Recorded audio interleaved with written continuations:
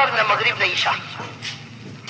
भाई असर भी नहीं पढ़ा, मगरिब भी नहीं पढ़ा, ईशा भी नहीं पढ़ा, भाई ये क्या करने की जरूरत है? अरे भाई ये क्या करने की जरूरत है? क्या मिलेगा इसमें? क्या इससे हजरत हुसैन की रूह खुश हो जाएगी? अरे कहो ना, साथ में कहो, हजरत हुसैन की रूह खुश होगी? क्या उनकी माँ फातिमा की रूह खुश होगी?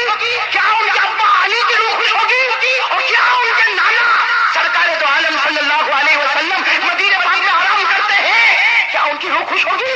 अरे मदीने पाक में वो अपनी कब्र मुबारक में कहते होंगे कि झूठ बोलना था, किसी और का नाम लेकर बोलता, मेरा नवासा मिला था झूठ बोलने के लिए। हम बीमार होते हैं, फिक्र घरों में होती है, अब महल्ले में होती है, इलाके में होती है, लेकिन अल्लाह ने फरमाया मेरे नबी का नवासा जब जमीन पर बीमार होता है तो फिक्र जमीन पर नहीं, फिक्र आसमान पर होना शुरू हो जाती है।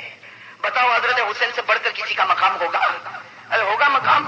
और एक बात और बता दो मेरे दोस्तों, हजरत हुसैन रजी अल्लाह ताला अन्हु की जब बात आई है तो बात बता दो, हजरत हुसैन रजी अल्लाह ताला अन्हु के बारे में लिखा मेरे दोस्तों, हजरत हुसैन रजी अल्लाह ताला अन्हु के बारे में लिखा कि हजरत हुसैन वो हुसैन थे।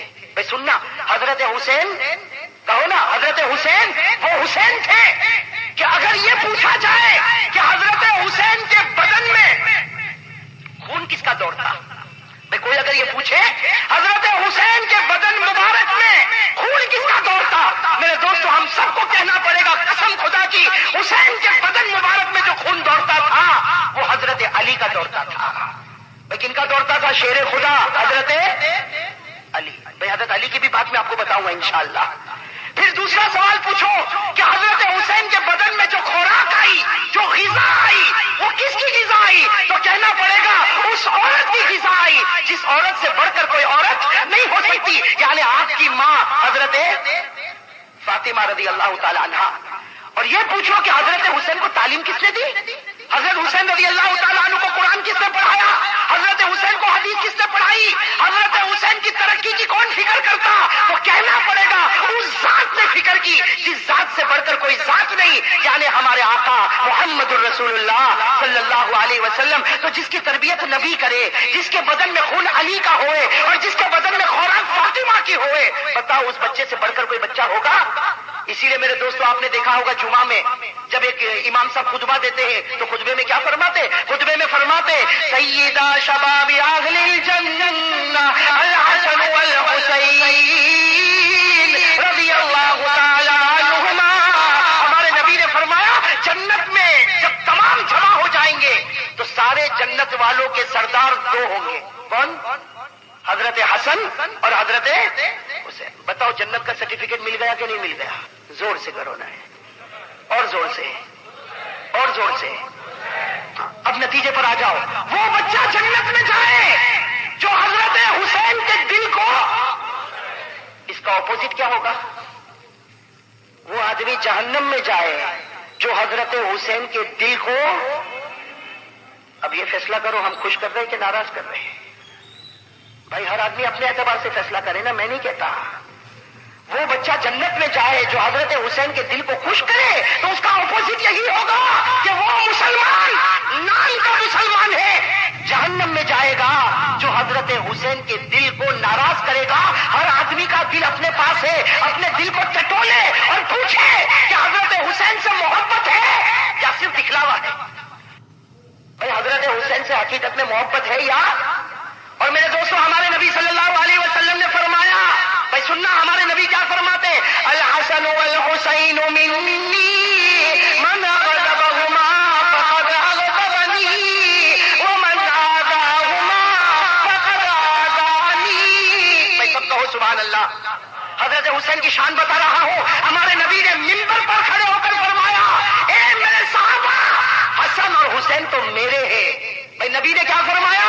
हसन और हुसैन तो मेरे हैं। जो इनका दिल दुखाया उसने मेरा दिल दुखाया, जिसने इनको सताया उसने मुझे सताया। और फिर हमारे नबी ने फरमाया जिसके दिल में हुसैन की मोहब्बत है वो मोमिन है, और जिसके दिल में हुसैन की मोहब्बत नहीं वो मुनाफिक है। हमारे प्यारे नबी आराम कर रहे सल्लल्लाहु अलैहि वसल्लम, और हमारे नबी बिल्कुल दोपहर का वक्त है, और दरवाजे पर हजरत अबू अय्यूब को खड़ा किया। किनको खड़ा किया? हजरत अबू।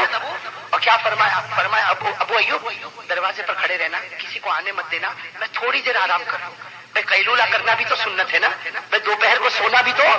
ہمارے نبی نے فرمایا میں تھوڑی دیر کے لیے آرام کروں. ابو ایوب کسی کو آنے مت دینا بھائی، اس لیے کہ ہمارے پیارے نبی رات بھر تھکے ہوئے، دن کے تھکے ہوئے، کن کو دروازے پر کھڑا کیا اور کیا فرمایا کسی کو آنے. حضرت ابو ایوب کہتے میں تو حیران ہو گیا، اس لیے کہ میں نے دیکھا حسین آ رہے ہیں. کون آ رہے ہیں؟ اور بچپنا بھائی حضرت حسین رضی اللہ تعالیٰ عنہ کا بچپنا وہ آ رہے ہیں. اب حضرت ابو ایوب کہتے روکوں یا نہیں روکوں، اس لیے کہ روکوں گا تو یہ اندر شکایت کریں گے تو میرے نبی کو تو بڑی محبت ہے، اور اگر نہیں روکوں گا تو حضور نے فرمایا تھا کسی کو آنے. حضرت ابو ایوب کہہ رہے میں سوچ رہا کہ آؤں روکوں نہیں روکوں، کہتے اتنے میں تو میں نے دیکھا دھڑ دھڑ چلتے چلتے چلتے وہ تو اندر آ گئے. بھائی چھوٹا بچہ اس کو کیا خیال، بس سیدھے اندر آ گئے. حضرت ابو ایوب کہتے میرا دل دھڑکنے لگا کہ کہیں میرے نبی مجھ سے ناراض نہ ہو جائے، ناراض نہ ہو جائے. اور کہتے ہوا بھی کیا، ایسا نہیں کہ گھر میں آ کے چپ چاپ بیٹھ گئے، ارے حضور آرام کر رہے تھے، حسین ان کے پاؤں مبارک پر بیٹھ گئے. بھائی حضرت حسین ان کے پاؤں مبارک پر، بھائی نانا تھے، بھائی نانا تھے تو نواز سے پاؤں مبارک پر بیٹھ گئے. حضرت ابو ایوب کہتے میں تو حیران ہو گیا کہ اب میرا کیا ہوگا. لیکن کہتے ہیں حضرت ابو ایوب کہتے میں دیکھتا رہا کہ حضور کی آنکھ مبارک کھلی، جیسے آنکھ مبارک کھلی تو دیکھا کہ میرے پاؤں پر تو کون ہے، حسین. حضرت ابو ایوب کہتے ہیں کہ میری طرف حضور نے دیکھا اور مسکرائے تو مجھے ٹھنڈک ہو گئی کہ بھائی ناراض تو نہیں. اور پھر حضور نے کیا فرمایا، حضرت ابو ایوب کہتے میں حیران ہو گیا. حضور نے فرمایا اے حسین، اے حسین، اے میرے پیارے نواسے، تو پاؤں پر بیٹھا، اوپر آ جا، اوپر آ جا. کہتے اوپر بلاتے گئے یہاں تک کہ سینے پر بٹھا. کہاں بٹھایا؟ کیوں؟ امت کو بتانا تھا کہ میرے حسین کی جگہ میرا پاؤں نہیں، میرے حسین کی جگہ میرا دل رکھا ہوا ہے. بھائی میرے حسین کی جگہ میرا پاؤں نہیں، حسین کی جگہ میرا دل رکھا. اور پھر ہمارے نبی نے فرمایا میرے پیارے حسین اپنا منہ کھولو. حضرت حسین چھوٹے بچے نے کہتے اپنا منہ کھولا تو حضور نے اپنا مبارک تھوک حضرت حسین کے منہ میں رکھ دیا. حضور نے اپنا مبارک لعاب، اپنا مبارک تھوک حضرت حسین کے منہ میں رکھا اور کہا کہ حسین ایک زمانہ آئے گا تو امتحان میں ہوگا، کامیاب ہو جانا، حوض کوثر پر تیری میری ملاقات ہو جائے گی. میرے دوستو وہ امتحان آیا میدان کربلا میں. آیا نا امتحان؟ کہاں پر آیا امتحان؟ لیکن میرے دوستو آپ بالکل جم کے بیٹھنا، میں ایک بہت امپورٹنٹ بات بتا کر بات ختم کروں گا. حضرت حسین رضی اللہ تعالی عنہ، بھائی سب کہو رضی اللہ تعالی عنہ. میدان کربلا، بھائی جلدی جلدی جواب دینا. میدان کربلا میں گئے نا؟ زور سے بھائی میدان کربلا میں گئے نا؟ میدان کربلا میں. اچھا میرے سوال کے ایک ایک سوال کا جواب دینا. آپ جب میدان کربلا میں گئے تو راستے میں آپ کو روکا تھا نہیں روکا تھا؟ روکا. حضرت عبداللہ ابن عمر نے روکا. سب نے کہا حسین مت جاؤ، کوئی تمہارا ساتھ نہیں دے گا، میدان کربلا میں مت جاؤ. حضرت حسین نے ایک ہی آواز کہی، نبی کا نواسا، علی کا بیٹا، حق کے واسطے قدم اٹھا، واپس پلٹ نہیں سکتا. ارے کہو نا سبحان اللہ. گئے تھے نا حضرت حسین میدان کربلا میں. اچھا ایک بات میں آپ سے پوچھوں، حضرت حسین کیوں گئے تھے میدان کربلا میں؟ بھائی کیوں گئے تھے میدان کربلا میں؟ ان کے گھر میں کھانا تھا کہ نہیں تھا؟ ارے کہو نا تھا یا نہیں تھا؟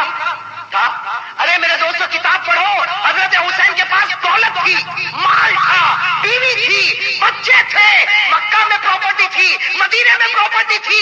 مکے کی نمازیں پڑھ سکتے تھے، مدینے میں نمازیں پڑھ سکتے تھے، لیکن مکہ بھی چھوڑا، مدینہ بھی چھوڑا، پراپرٹی بھی چھوڑی، جائیداد بھی چھوڑا اور بیوی اور بچوں کو لے کر میدان کربلا میں آئے. کیوں آئے؟ صرف اس لیے آئے کہ گناہ ہوتا ہے، حسین سب برداشت کرے گا لیکن زمین پر گناہ کو کبھی برداشت نہیں کرے گا.